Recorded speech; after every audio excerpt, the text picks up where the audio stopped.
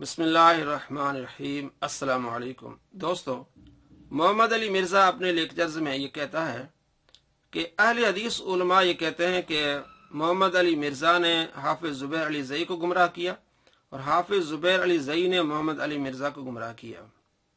दोस्तों, इन दोनों ने अवाम को गुमराह किया है, अवाम को धोखे में डाला है। ये मोहम्मद अली मिर्ज़ा का मुरब्बी, जिसने मोहम्मद अली मिर्ज़ा की तरबियत की, गालियां देने में, बदतमीज़ी और बद अखलाकी में, ये है हाफिज़ ज़ुबैर अली ज़ई।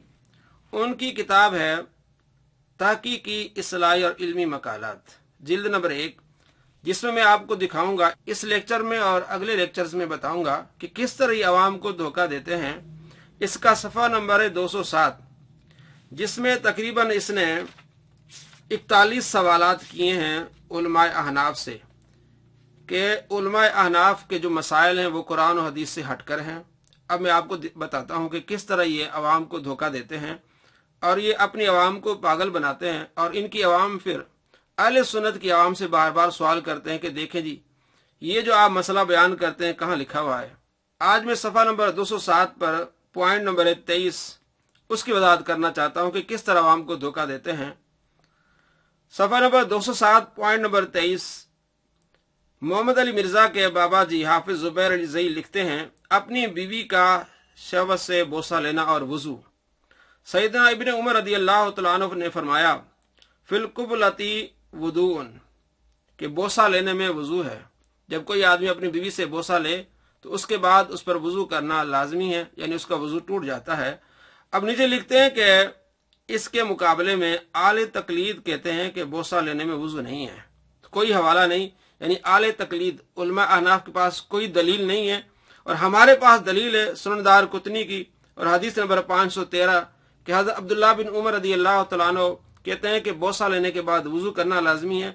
आले तकलीद यानी अहनाफ के पास कोई दलील नहीं है। अब मैं आपको दलीलें दिखाता हूँ, फैसला आपने करना कि किस तरह आवाम को धोखा देते हैं। ये सुनन तिरमिज़ी है, हदीस नंबर 86।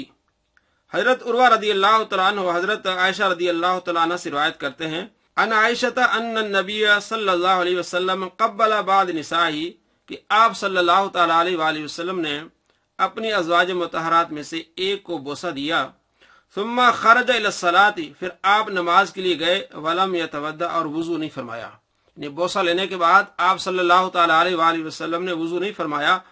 काल, उर्वा कहते हैं, कुल तो मन ही इल्ला अंती, मैंने कहा वो कौन है, आप तो नहीं है। फदाहिकत, हजरत आयशा रज़ी अल्लाह तआला अन्हा हंस पड़ी कि आप सल्लल्लाहु तआला अलैहि वसल्लम ने मुझे बोसा दिया और आप नमाज के लिए चले गए और वज़ू नहीं फरमाया।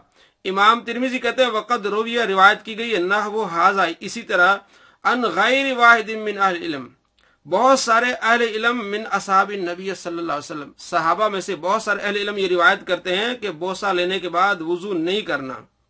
वह ताबईन, और ताबईन भी रिवायत करते हैं। वह कौल सुफियान सोरी, और ये कौल सुफियान सोरी का है। वह अहलुल कूफा, और उलमा अहनाफ का भी यही कौल है कि बोसा लेने के बाद वज़ू नहीं है। ये हदीस है जो हमारी दलील है। कालू कहते लैसा फिल कुबलती वुदून, कि बोसा लेने के बाद वज़ू करना लाजमी नहीं है। ये दलील मौजूद है, और मोहम्मद अली मिर्ज़ा के बाबा जी ने वो दलील नहीं लिखी। अवाम को धोखा कैसे दिया कि इसके मुकाबले में आले तकलीद कहते हैं कि बोसा लेने में वज़ू नहीं है। कि हम कहते हैं कि हज़रत अब्दुल्लाह बिन उमर रज़ी अल्लाह तआला अन्हु ने बोसा लेने के बाद फरमाया कि वज़ू करना है, और आले तकलीद अहनाफ के पास कोई दलील नहीं है। किस तरह अवाम को धोखा दिए। एक हदीस है, 5 सही हदीसें मैं आपको दिखाऊंगा जिसमें यह है कि बोसा लेने के बाद वज़ू नहीं है। फैसला आपने करना है। एक हदीस। दूसरी हदीस सुनन अबी दाऊद से ये हदीस है, हदीस नंबर 178 है, और उर्दू तर्जमे में अगर जाएंगे तो 179 भी जाता है। 178 नंबर हदीस है, आयशा रज़ी अल्लाह तआला अन्हा से रिवायत है कि अन्न नबी सल्लल्लाहु अलैहि वसल्लम क़ब्बलहा, कि आप सल्लल्लाहु तआला अलैहि वसल्लम बोसा लिया, वलम यतवद्दा, और वज़ू नहीं फरमाया। तीसरी दलील सुनन नसाई से हदीस नंबर 170 है। हजरत इब्राहिम तैमी हजरत आयशा रज़ी अल्लाह तआला अन्हा से रिवायत करते हैं कि अन्न नबी सल्लल्लाहु अलैहि वसल्लम, कि आप सल्लल्लाहु तआला अलैहि वसल्लम ने कान युक़ब्बिलु बाद अज़वाजी, कि अपनी बीवियों में से एक का आपने बोसा लिया, सुम्मा युसल्ली, फिर आपने नमाज पढ़ी, वला यतवद्दा, और आपने वज़ू नहीं फरमाया। ये दलाइल हैं उलमा अहनाफ के, और ये मिर्ज़ा और उसका बाबा जी किस तरह लोगों को धोखे में डाल रहे हैं। चौथी हदीस सुनन इब्ने माजा हदीस मेरे 502।